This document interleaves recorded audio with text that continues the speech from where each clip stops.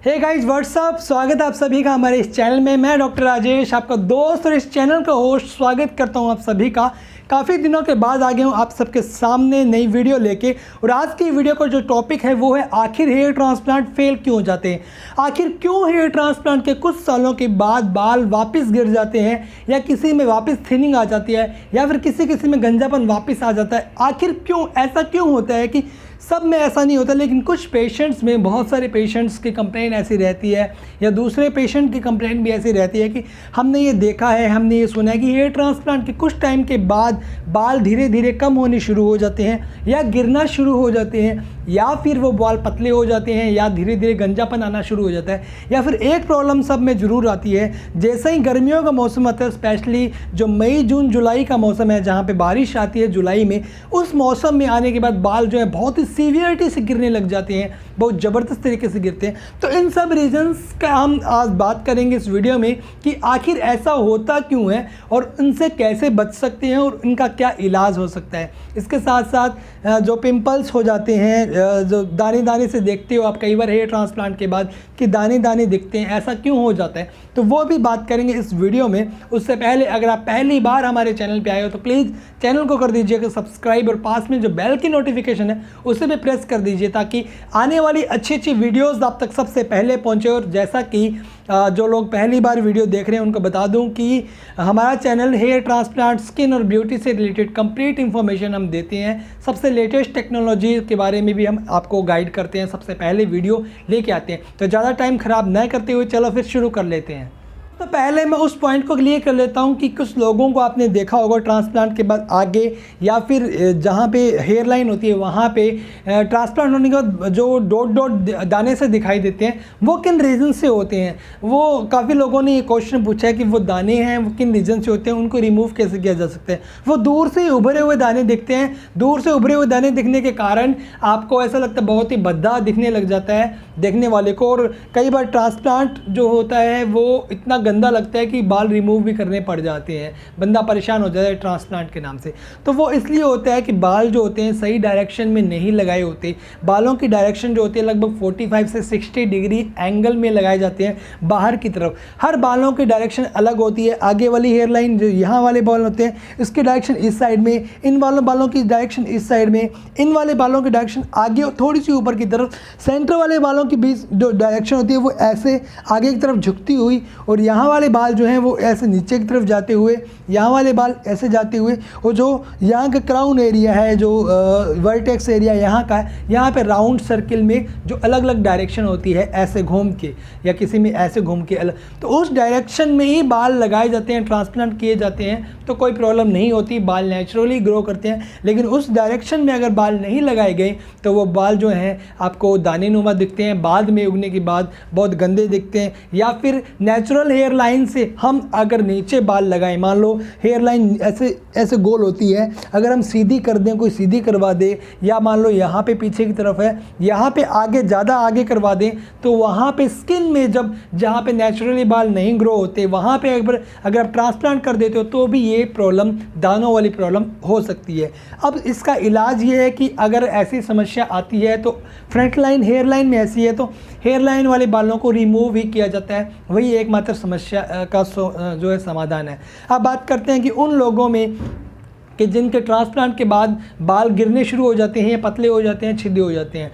जैसा कि मैंने पहले भी बताया था कि ट्रांसप्लांट के पीछे जहाँ से बाल निकालते हैं वो डोनर एरिया होता है। डोनर एरिया 3 जो हिस्सों में डिवाइड होता है। एक जो सबसे ऊपर वाला हिस्सा जो होता है वो होता है हाई रिस्क ऑफ थिनिंग, और इसके बाद सबसे नीचे वाला हिस्सा जो होता है वो भी होता है हाई रिस्क ऑफ थिनिंग।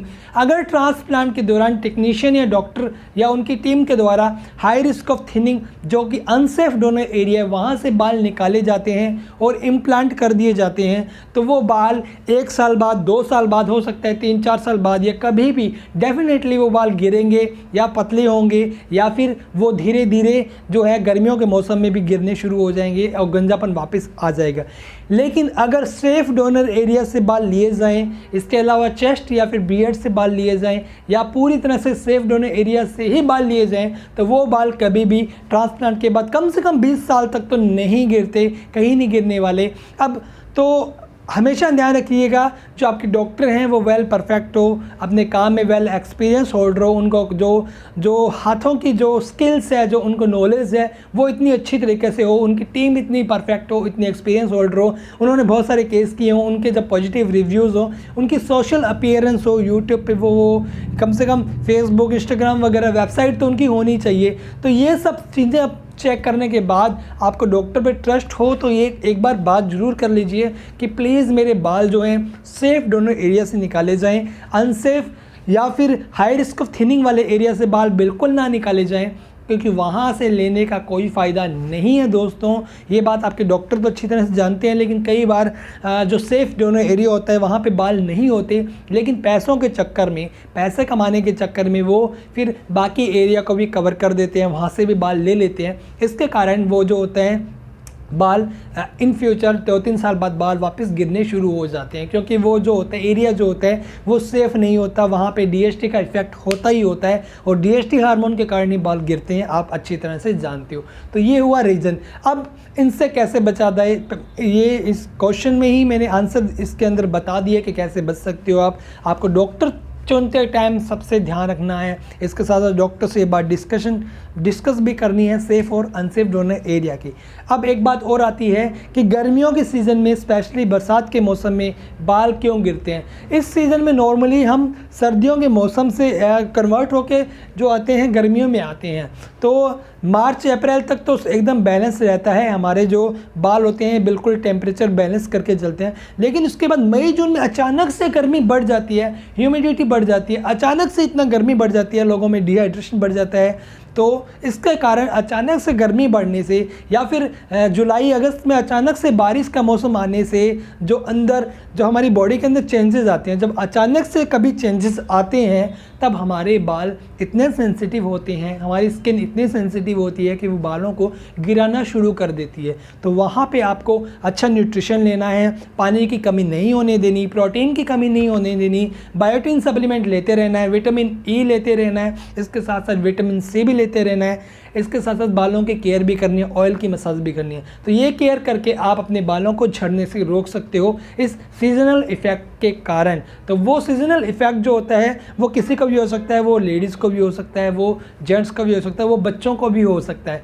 तो आपकी जो सवाल है उस पे मैंने वीडियो बनाई है। नेक्स्ट वीडियो आपको किस टॉपिक पे चाहिए मुझे कमेंट में बताइए, और ये वीडियो आपको कैसे लगी।